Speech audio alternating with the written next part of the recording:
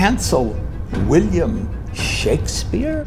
Shakespeare has been here for 400, 500 years, and some pinhead bureaucrat in Washington is not going to get rid of it.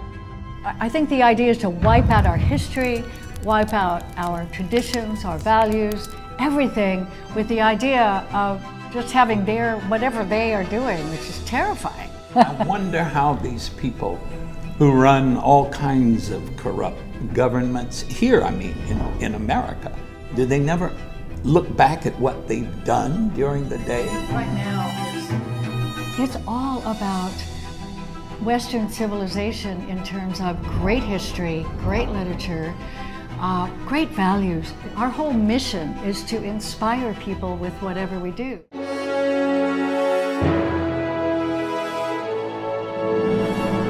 Hey, welcome back everyone. Now, cancel culture is going after just about everything right now, from Peter Pan and Dumbo to Pepe Le Pew and Speedy Gonzales. And here to talk with us about cancel culture and its effect on creativity are two folks who spent most of their lives in Hollywood. We have here Clarence Felder and Chris Weatherhead. And so both of you, real pleasure having you on Crossroads. What a pleasure to be with you. Thank you for having us. And so first off, you've spent your lives in Hollywood. For a lot of people that seems like a difficult path to take. One, because I know you folks are pretty upfront with your values, which are not really, say, compatible with what a lot of people think Hollywood is. And I'm curious, just to start, how have you seen Hollywood change over the years? Chris, I know, for example, that you were more on the left in Hollywood for a while, and you made a shift. And how did you see Hollywood change? Well, first of all, for both of us, it was New York, and that was 22 years for him and 14 years for me, and then Hollywood after that. And I would say that before we got to Hollywood and while we were in Hollywood, you really didn't want to wave a flag about being a conservative, being a Christian. I joined several groups that were kind of praying in secret, writers, directors, and producers was one group, and then there was a group of actors. And you just had to try to work through it. You had to just try to pray your way through it. And of course, my agent wanted me to read all these scripts and get involved in various things, where half the time I would read 2 or 3 pages and I'd just be throwing it across the room. And I just thought, wow, I had a dream to have artistic control. Mm-hmm. And you don't get that in Hollywood unless you have the money, the money. So we didn't get that till we got to South Carolina, and I'm just so grateful. I met Clarence in New York doing Shakespeare, fell in love with him at a Shakespeare festival, and then by the time we were in California, then we were married. So we were able to kind of inch our way into a little bit of creative control and try to just read the river. Well, and this is interesting because a lot of people would interpret this more leftist view as being it's something that would allow for more creativity, because that was the narrative during the whole Hollywood blacklist years, is how could you try to restrict creativity? How could you try to restrict artists? How can you try to restrict these things? But do you find that side of things lends more to the restrictions on this? Well, certainly it did to a certain extent. However, I found my experience a little different from that, because for some reason I just would always say, carry my Bible onto the set with me, and I would take it, even when I did the series with John Ritter for 2 years, I would have the Bible, and the word got around, he's one of those Christians, and they would avoid me at first, but when anybody would have a problem, some kind of emotional upset, or in their home, or in relationships, they'd sidle up to me. And I remember I was doing a guest starring thing on Designing Women with a beautiful star, Dixie Carter. I had worked with her in New York doing some plays there, and she was a wonderful person. But they had a lady, I won't name her, but she didn't say much when I met her and stuff. But then when we were sitting on the set having a cup of coffee, she started saying, "Oh man, I really need some help." And that led into, I became sort of a psychiatrist for the next half hour. And people, let me tell you, people really respect Christians and Christianity. They really do. When they are in trouble, they don't pray to a tree. They pray to God, right? I mean, and it was so clear. Now, PR and all that stuff, yeah, and politics. Listen, politics is worse. Politics, that is the heresy these days, more than. Well, and this is interesting because in Hollywood we often, I mean, I've talked to a lot of people in Hollywood, and they say, if you're religious these days, Christian especially, you're kind of outcast. No, well, that wasn't my experience. Although occasionally I would get direct frontal attacks. You know what I left out? I did leave out my years in San Francisco, Haight-Ashbury, the drug culture, a real culture of death. And I had studied in London with the wonderful Brewster Mason of the Royal Shakespeare Company. I'd come back to California, and somebody had recommended me for the American Conservatory Theater. And at that point, it was 1970, 71, 72. And I mean, Haight-Ashbury was, I mean, I lost days, weeks. People died. I'm very grateful to be alive, and I believe that God was looking out for me during that time. And when I left that world, or was maybe taken out of that world, and somehow we got to New York, and within a few years of being in New York, I became a Christian, and that just, that was the first big turning point. And then when Clarence was taken to Bulgaria through the Actors Theater of Louisville at that time, they were doing some exchange stuff, believe it or not, in communist Bulgaria. So he goes to Sofia, and he's there, living there for like 6 weeks, and he saw what communism was up close, very personal. There is a film called The Lives of Others. Oh, yeah. Yeah. And it really spoke to us after he had been to Bulgaria. I've heard of this, about the Stasi. Anyone interested, who's a director, writer, producer, actor, these people lived under communism and tried to be creative. And when you were asking about cancel culture and censorship, it is so devastating, the thought of just, I think the idea is to wipe out our history, wipe out our traditions, our values, everything, with the idea of just having whatever they are doing, which is terrifying. And so all of the things that we have been working on since New York and LA and South Carolina for over 25 years now, it's all about Western civilization in terms of great history, great literature, great values, inspiring. Our whole mission is to inspire people with whatever we do.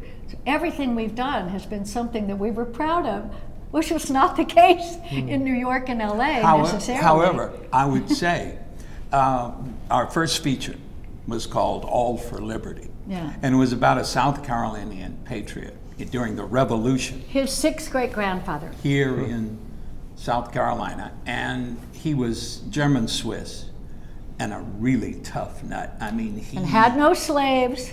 He was over 60 and he started fighting this stuff. I mean, yeah, they were religiously opposed to slavery. That's why they came and they left Europe and came here and settled in South Carolina. But we began with that movie, and we actually won an award before we had officially released it. Somebody had grabbed it at a film festival. But what really amazed me was that we premiered the movie in Beijing. It was part of an exchange program. So one of our producers went to Beijing. But they loved it. And a lot of people wanted to see it, and then all of a sudden this big axe sort of came down. Teachers and students who had seen it, and then... But see, for them, they're the heroes. It was a revolution. And fighting the same kind of totalitarian corruption. From the British. I wonder how these people, seriously, I wonder how these people who run all kinds of corrupt governments here, I mean, in America, particularly on the federal level or the state level, do they never look in mirrors? Do they never look back at what they've done during the day? I mean, cancel William Shakespeare? Cancel Frederick Douglass? I mean, we've been touring a play about Frederick Douglass for 3 years. That's nuts. Shakespeare. A lot of what we do is Shakespeare, or Well, T.S. at Eliot, least C.S. Lewis. there's certain people that they'll never cancel. Yeah. Shakespeare has been here for 400, 500 years, and some pinhead bureaucrat in Washington is not going to get Well, rid you know, of the real irony, I'm going to push for canceling Marx, because if you want to talk about racism... Cancel Marx. Oh, yeah. Cancel communism. He was full on racist.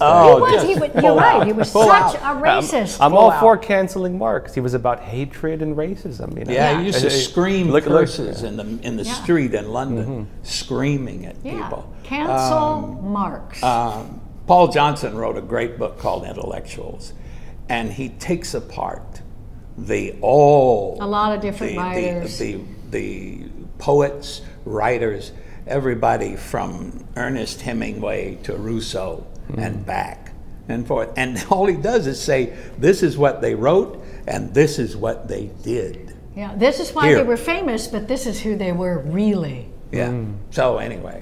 And that's an important picture that people don't pay attention to, unless you're on the side that they want to cancel, ironically. Yeah, that's right. Yeah. I say no censorship.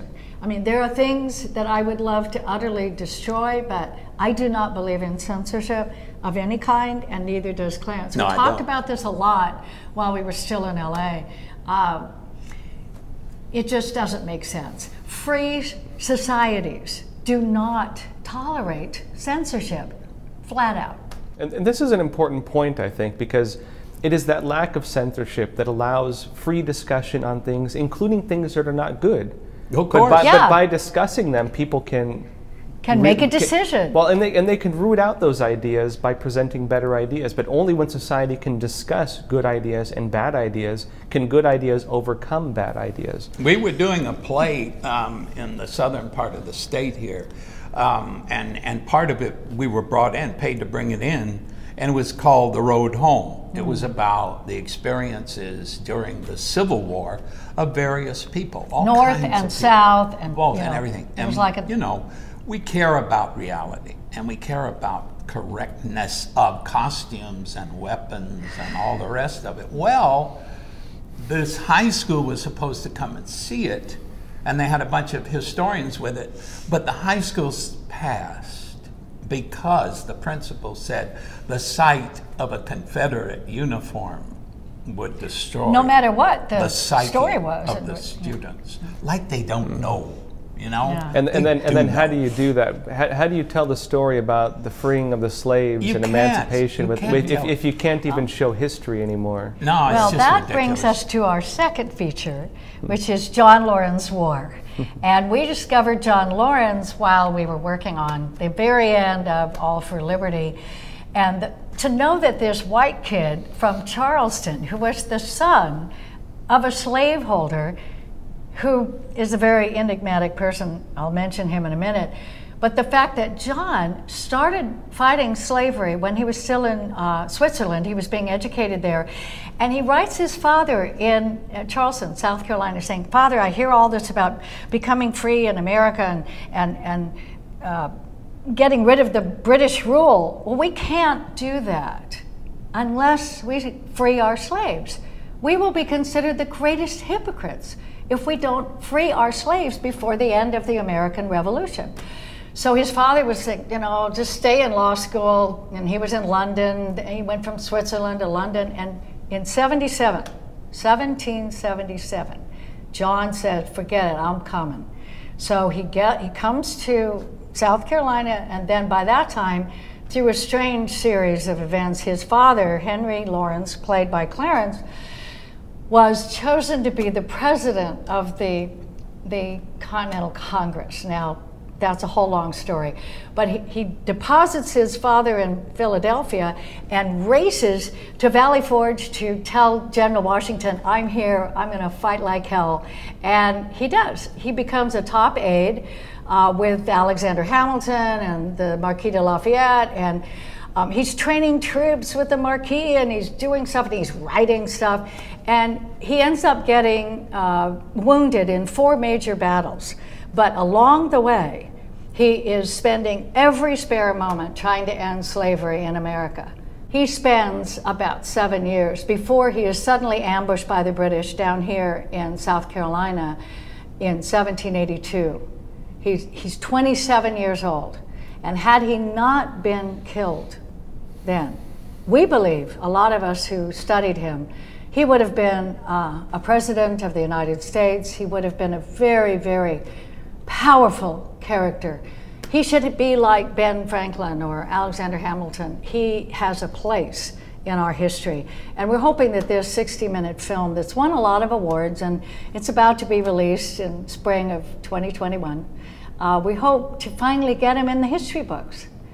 And this is important because it's the only reason we can tell stories like this is because history is still open to us. The books of history are still open to us. I heard recently that even libraries in some places are going to start throwing out books more than 5 years old. Oh no! And then this has me terrified because I'm like, man, I need to go buy all the classics while I still can. Yeah. You know what happens when even your ability to research history has been canceled? Well, see, again, I think the instinct for storytelling in the human animal is so strong, and in our minds and in our hearts, and it's a God-given gift, is to tell stories to each other, and then eventually you start acting them out, and then you make decisions. The wonderful Catholic Church during the medieval times copied out those Greek and Roman scripts and stories and books. If it hadn't been for those monks there laboring by candlelight,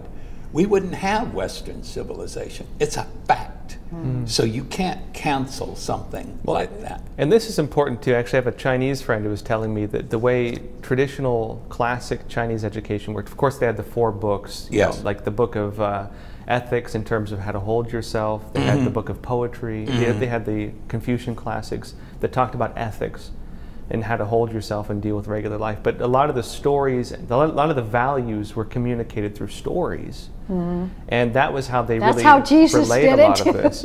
Yeah, and so the power of story is actually it's significant, not just to Western civilization, but to all civilizations. Yeah, we had, because of the COVID stuff, we were going to celebrate our 25th anniversary here in South Carolina. And then COVID hit, and no plays, no live things. No, we had we a have whole been non-essential for a year. But the humanities, see, once again, somebody kind enough at the humanities said to her when we requested some grants, we put them down on tape and shot them individually. I put actors into a recording studio, one at a time.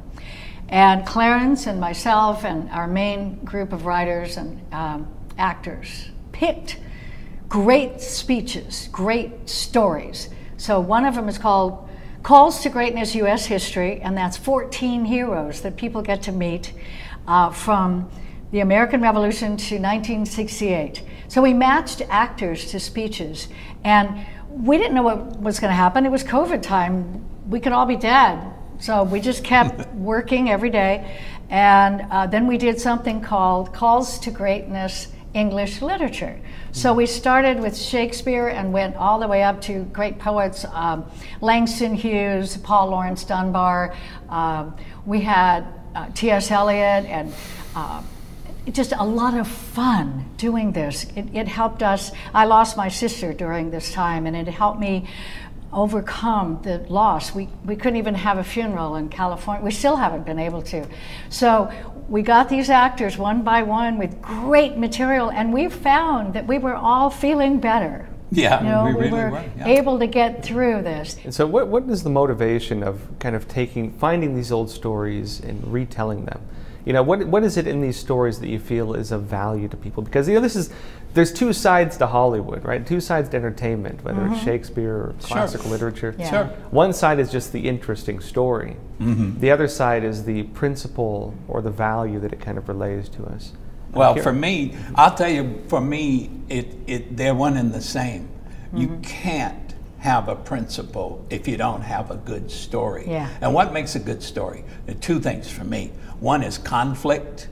Without it, you don't have a story that has much interest. And the second thing is relational, familial, friends, all those great Greek words like phileo and agape, and it's about love, really, when it comes down to it. It's about for God.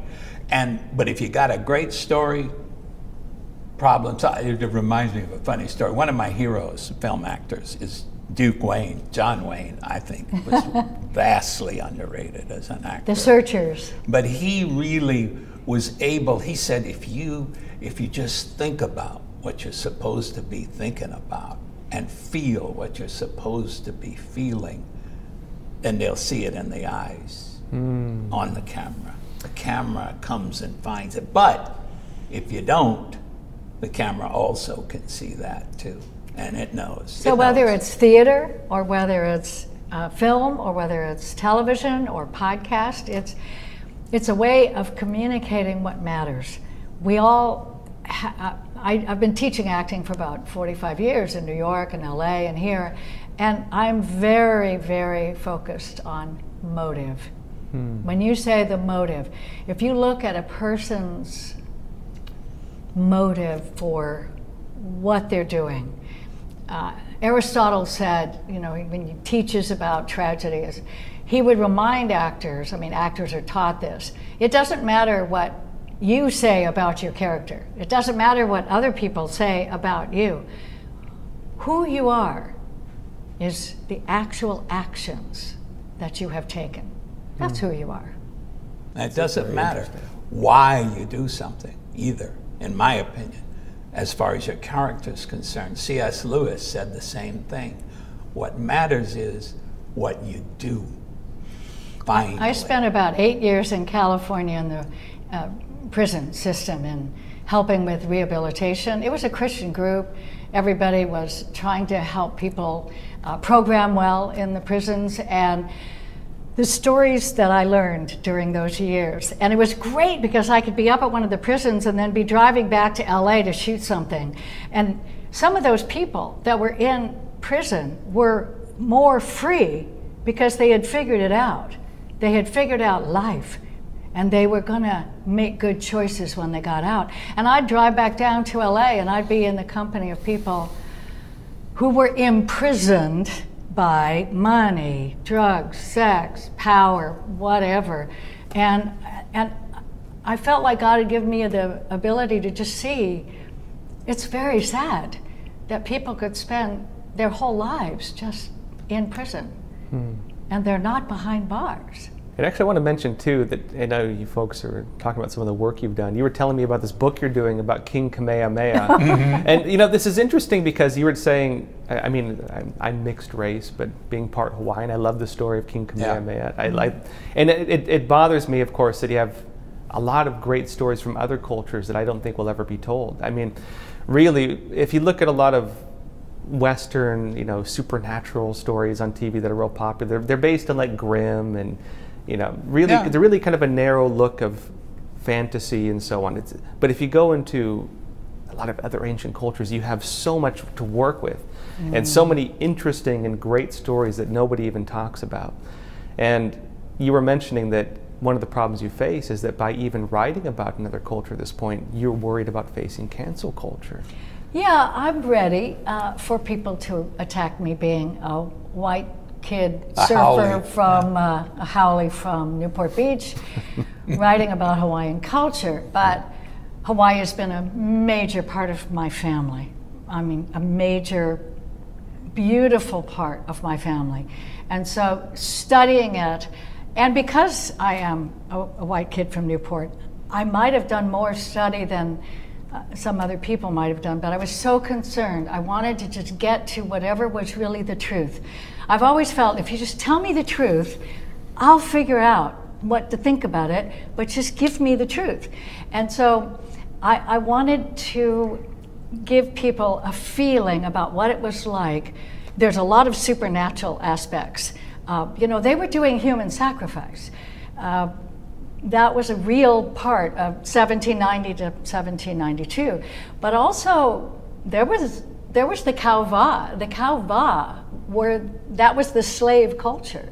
And so I just want to tell people the truth. And then if somebody attacks me for it, I'll say, well, go ahead, do your own research, and I'd love to read your book.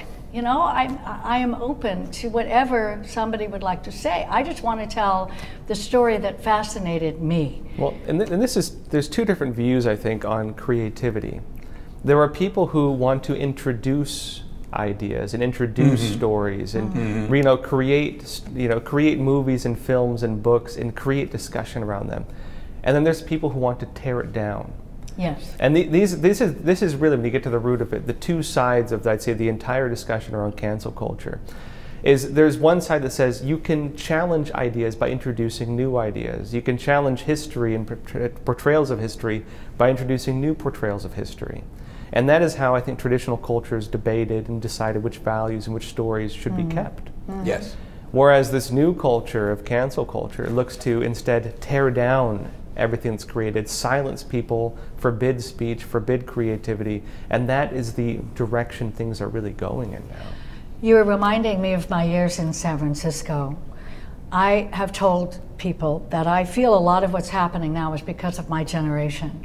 And basically, we were just ripping everything down. We were just ripping everything down, and we had nothing good to replace it with. And that's what terrifies me with cancel culture. If they said, "Oh, don't do this," read about this. Well, fine. We can broaden our horizons, but to destroy and not to replace it with something good, wholesome, loving. I can't even. Well, I'm not going to live my life that way. Whatever I've got left, I'm going to be telling those good stories we were talking about. This is important. I'm thinking about why stories matter to people. Oh, yeah. And I think one of the biggest things is that stories inform us of the consequences of decisions and actions. That's right. And without having to go through them ourselves. Yeah. And sometimes having that broad view of this person did this and this is what happened, that a king could make a poor decision and despite wealth and success and everything, be torn apart from within. Right? Everything. That is such a powerful message that even Romeo and Juliet wasn't a love story. It was a story about how conflicts between two groups can destroy love. I know. That was, that's such a powerful and that's happening message. today. We were looking at, somebody was making satire about, writing Romeo and Juliet and how Shakespeare thought about it and said, oh boy, I got these two young lovers and they get separated and it's horrible, looks bad for a while, but then they come and they get together and then, well, I think I'll kill them. And then the structure of the government says to the two families, the reason for the problem, look, see what you did? By doing what you chose to do against each other, you killed these beautiful young people for no reason, except your own pride. So he orders them to now have a discussion, have a good, active discussion. This is post-play, right? He says, all right, in order to fix these two houses that created these star-crossed lovers, people have to finally get together, have a discussion, talk about how to make it work. And that's what we want to be able to do. We want to just have people be able to communicate with each other. And we love, I would say, our mission statement for ever since we've been producing and having total creative control, by the way. We have wanted to create situations that entertain, but challenge people to think, to feel, to make decisions. People coined a phrase about us about 15 years ago, that it was life-changing theater and film. We have film camps for young filmmakers. So the whole idea is to help change somebody's life, help them make a better decision, which is what I was doing in the prisons, which was what we were trying to do in California as Christian conservatives. take what you have and use it and go as long as you can. I mean, we're not going to retire. He's 83, he's 82, I'm 73, yeah. And we figure, hey, maybe in this time period, we might have another 15 or 20 years, yeah, never right? know. Never know. Chris, Clarence, real pleasure. Real pleasure. Wow, it's a pleasure. Thank you so me, much for what actually. you're doing. Yeah, thank you.